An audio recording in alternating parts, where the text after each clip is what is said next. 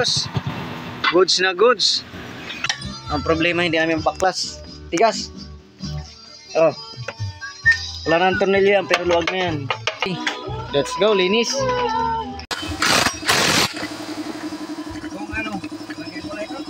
Magdadalawang linis muna kami dito tapos assemble tapos linis dun sa gilid.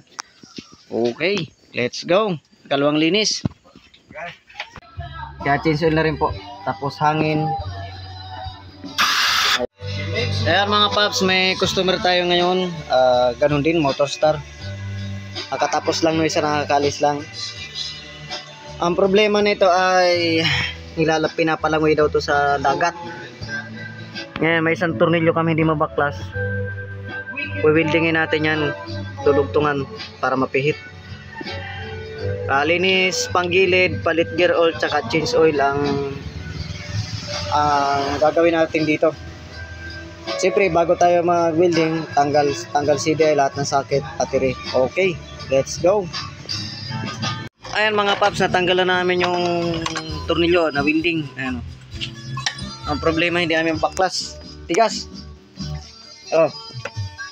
Wala nang tornilyo yan pero luwag na yan. Ang problema yung tusok sa gitna, kinalawang. Kaya hindi na baklas. Wala namang ibang ano yan dito, di ba? Sadya yan. Yan o. Yan dyan sa loob, isang shafting na pa ganun. Binakanggay. Pero okay na lahat yan o. Hindi na lang di mabaklas. Try natin, sabot natin mapakakaya mga paps. Let's go! Ayan mga paps, nabaklas namin. Ang problema, kahit sobrang tigas, nag-lock na dito. Saka doon sa kabila. Hindi na makuha. Kasi nilulusong daw to sa dagat. Pinapalangoy. Ayan, matitindi yung mga customer natin. Ano. Ayan, yung bola niya ay bingkong na. Ayan o, flat. Matigas daw. Hindi na to makatakbo ng high speed.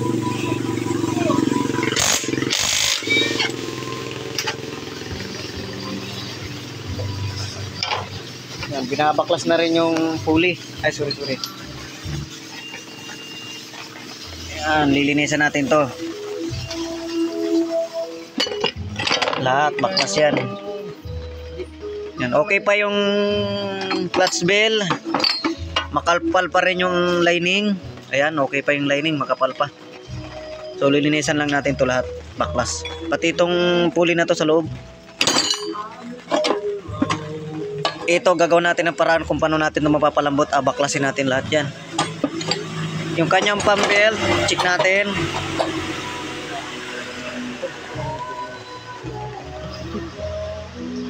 Ayan, palitan na to.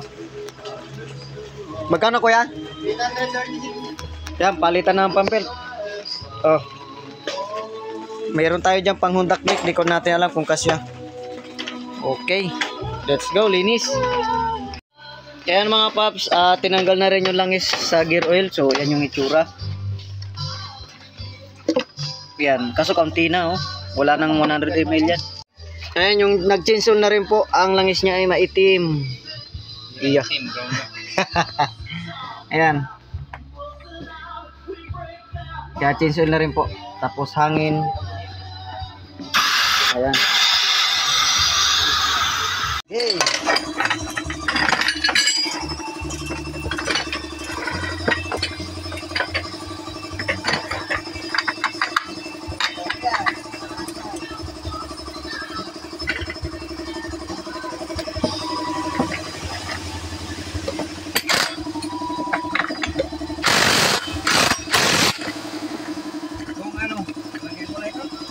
Oh, nasara mo na yata sa ilalim. Ayan. Linis lahat yan. Pero ito, mas okay ito kumpara doon sa nakaraan nilinis namin. Ilangin ko doon. Ito pararating. Pero dyan maliit. Naitim. Ito. Pwede ba kayo? Maliit. Yata ito kasi yan. Pansali daw ito. Punasin muna.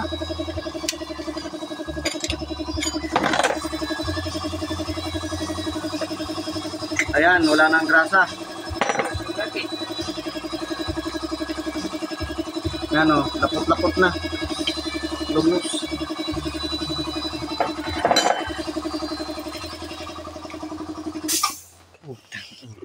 Pati lokasan.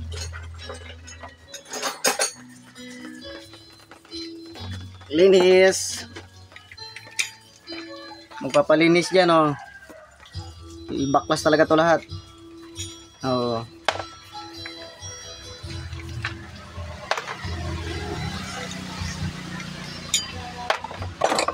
Palit high temp. Oh, linis yan. Pero din na ito na andar. Dito. Nanda naman. Pinayos na sa akin yung nakaraan. Yung bearing niya, okay pa. Kabila. Okay pa. So, linis lang. Ayan mga paps, nakalinis na tayo ng unang linis. Ano? Nakaunang linis na tayo. Ito yung nangyari yan. Sobrang itim. Ngayon, may natitira pa namang kaunti. Magdadalawang linis kami bago kami mag-assemble ng panggilid. Okay. Nabaklas na rin natin yung matigas. So, ayusin natin yung mamaya. Yung sobrang tigas. Lalagyan natin ng konting lubricant yan. Kasi pag hindi natin mabaklas yan, hindi natin makakabit ng maayos. Tapos yung kulay itim na crankcase, naging balik sa original. So, yung nga lang may masilya. So, ito, baka ito'y pininturahan sa company ng branch dito sa probinsya ng San Narciso o saan man. Or pininturahan ng tao, mismong tao na mismo nagmasilya. Ayan. Bumalik sa dating kulay kasi nga lilinis-linis namin, natunaw sa gas. Kasi sobrang dumi talaga. Ayan, bumalik sa dating kulay, yung nga lang may masilya sa gilid. Ayan. Tapos na change gear oil na rin yan. Na palitan na rin ng langis 800 liters. Ayan yung pinaggalingan. Alinisin pa namin ito. So magdadalawang linis muna kami dito, tapos assemble, tapos linis dun sa gilid. Okay, let's go. Ikalawang linis. Ayan mga paps, tapos na kami sa ikalawang linis. So assemble tayo. Kailangan natin ng high temp na grasa kasi umiinit yan dun sa kanyang panggilid, sa kanyang pulley. Yan, assemble tayo mga paps. Buuin na natin ting. Let's go. Video natin habang nabuo. Ayan mga paps, magpapalit sana tayo ng bola, ano. So mabigat yung panghundak liko dyan. So itong stock ng Motor Star is ano lang to, 9 grams. So 9 grams lang to. Yung ating paninda, ay yung ating pampalit sana is 14 grams. Ayan o, 14. So layo ng diferensya, baka humina ang batak sa paahon ng motor. Kaya no choice tayo. Ito pa rin luma, kabit natin, wala tayong pamalit. Kasi dito may mga ahonin, hina kasi sa batak. Pag malakas to sa arangkada, mabilis. Pantayan. Pero pag mga ahonin. So balik pa rin natin yung stock. So wala tayong kaparehas.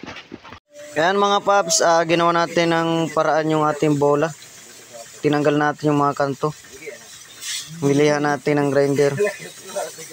Ayan, papakainisin na lang natin to. Okay, bilog na siya. Let's go. Ayan mga paps, tapos na. Na-assemble na at nalinis na rin. Yung bola, binilog ulit natin kasi bingkong-bingkong na.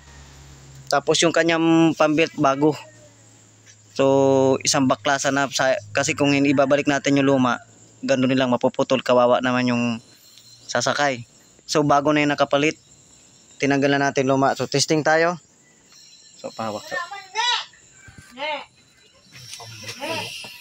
Dapat ng pambit lang yan.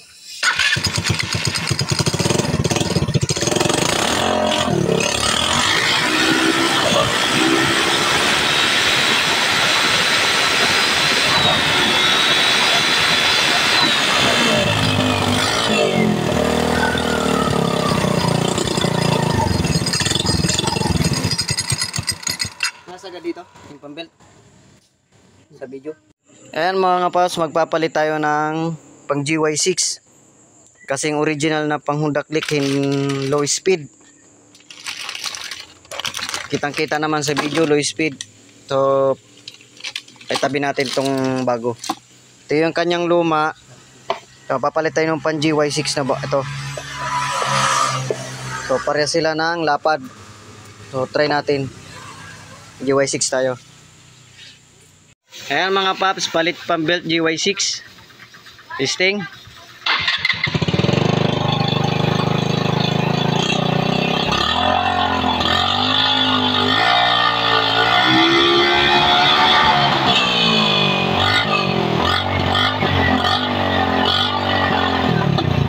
Ayos. Goods na goods. Ayan oh. Sakto siya sa GY6. Mga China Motors na pambelt.